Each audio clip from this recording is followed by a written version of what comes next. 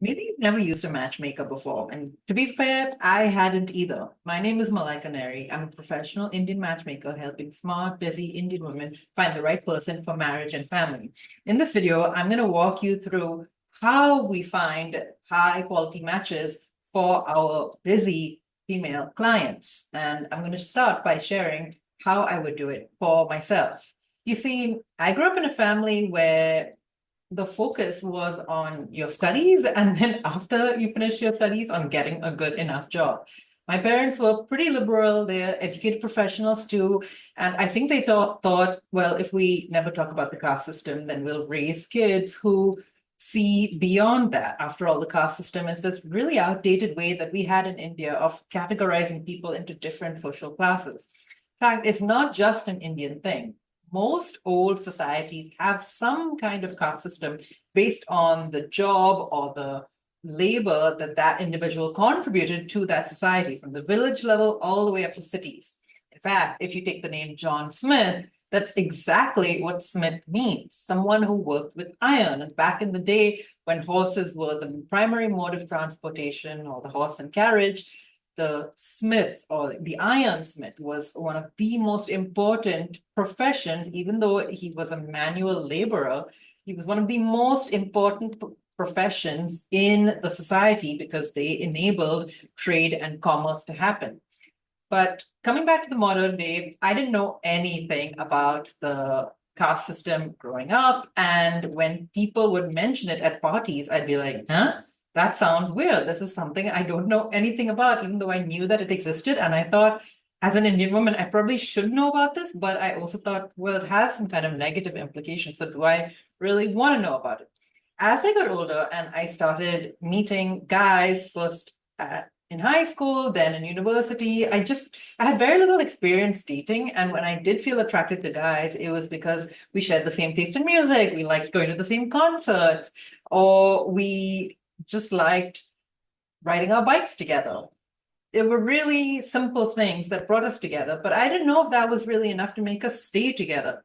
I had been raised in this tunnel of focus on your studies, then focus on getting a job, and there was never any conversation around dating. So when it came time to think about finding the right partner for me, I was totally lost, and you might be too. In our Indian society, we put so much pressure on people, especially women, to find the right partner as young as possible, basically from the moment that you are 21 years old. But we have no conversation around dating and around how to meet potential partners in a way that feels safe and comfortable for all parties involved.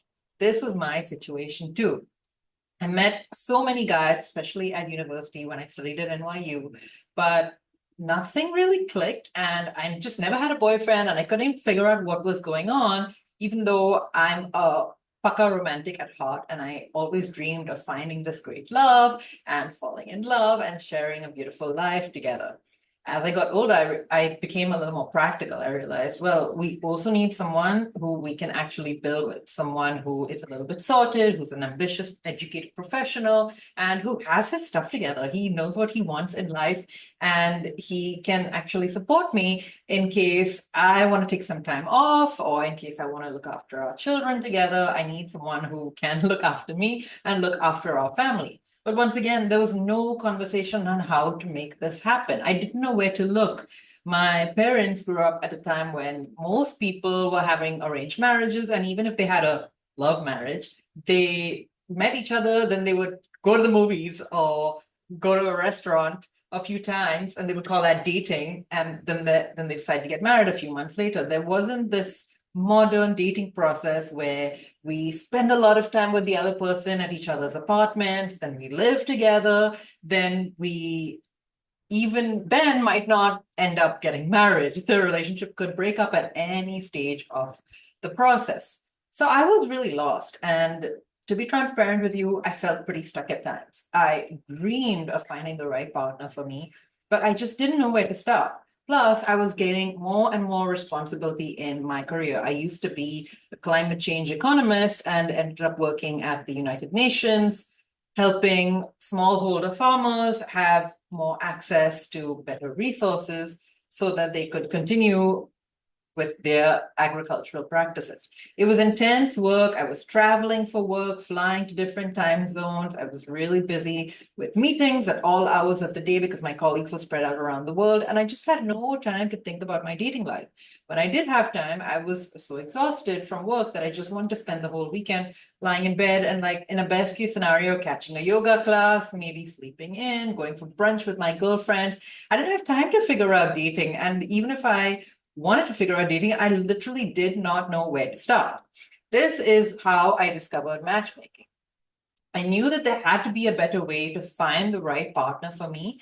And I also didn't know if that partner lived in the city where I lived. What if he lived somewhere else? What if he was traveling? What if he had a job that took him away from the city where we lived much of the time, and the rest of the time he was in town, but also traveling on the weekend to see his friends or going on a city trip? I'm not sure. All I knew is that I needed a way to consistently meet high quality matches for me, and dating apps just weren't doing it. There were all sorts of fake profiles, guys who had nothing in their bio, and some catfish. And then even when the guys did message me or I did have matches, they would say things like, "Hi, SUP."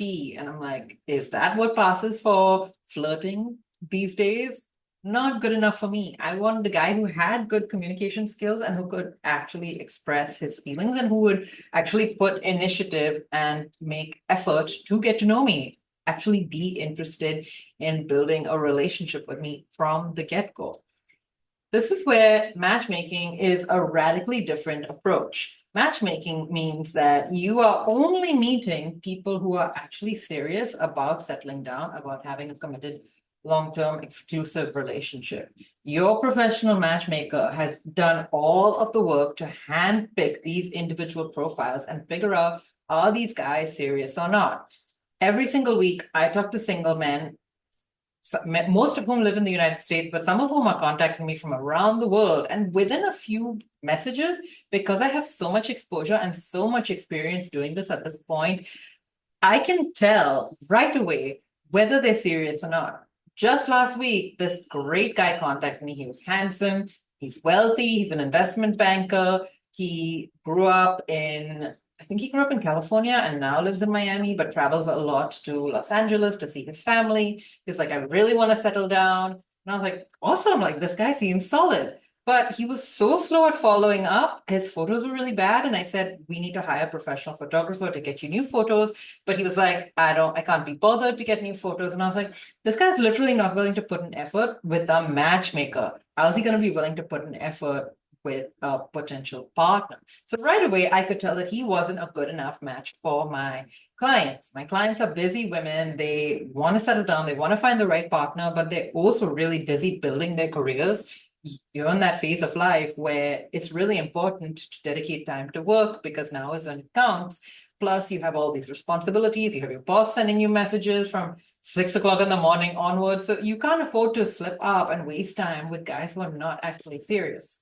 That is why women like you reach out to me, because I do all of the hard work. I literally spend my entire day, every day of the week, looking for matches, both in my personal network, in my professional network, and all over the internet, talking to single men, evaluating them, finding out, is this guy actually serious about finding a life partner, or is he just going through the motions? I do all of that work so you don't have to. I have a database of educated, globally mobile professionals, men who want to settle down, but are also capable of supporting the family in case you want to take some time off at some point, or in case you go through any kind of career setback. These are serious, stable individuals. They've spent the time to grow their own careers, and now they have that time and energy to focus on looking for a partner. And they're ready. They want to fall in love. They want to start a family. And as we well know, men cannot have children by themselves. They need a woman, right? So these men need us high achieving, financially independent, successful women who can look after ourselves. We can do it all. We can look after ourselves. We have great girlfriends. We have close relationships with our family. But when you come home from work after a long day at the office, there's no one there. And you might be starting to ask yourself, what's the meaning of life if I don't have the thing that I want most? Love, a secure, stable relationship filled with mutual respect and emotional connection. My name is Malaika Neri. I'm a professional Indian matchmaker. I help you meet the kind of men who you have always dreamed of meeting, but might not have found on dating apps. And to be fair, these guys, the ones I work with, are not on the dating apps. They just don't have time. They're busy in their jobs. They have full schedules. When they're not at work, they are working out at the gym because they take their health and fitness seriously. And therefore, you're not going to find them on Bumble or Hinge or Tinder. You're definitely not going to find them on matrimonial apps because that's not their cup of tea and it probably isn't yours too. Your parents might have been sending you profiles, bothering you, asking you when you're going to take this seriously. Time is running out. You're late, putting so much pressure on you, none of which is helpful. And at the same time, our parents are unable to give us actual input that would be helpful. Here's who you should date. Here's why you should date this person. Here's what he can offer you, and here's what you can offer him. That's where I come in.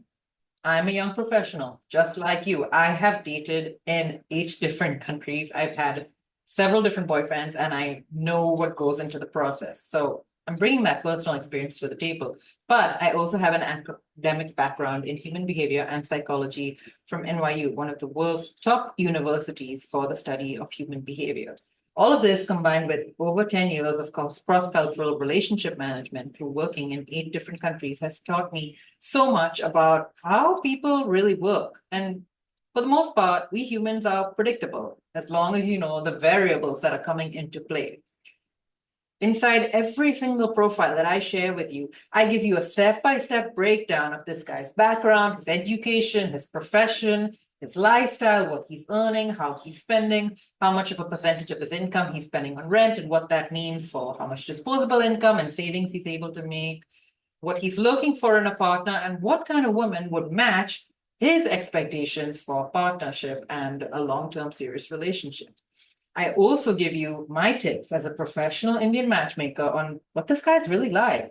Maybe you don't have a lot of dating experience, you're not sure exactly who to trust, and your free time is very precious. You can't just waste it talking to a million different people.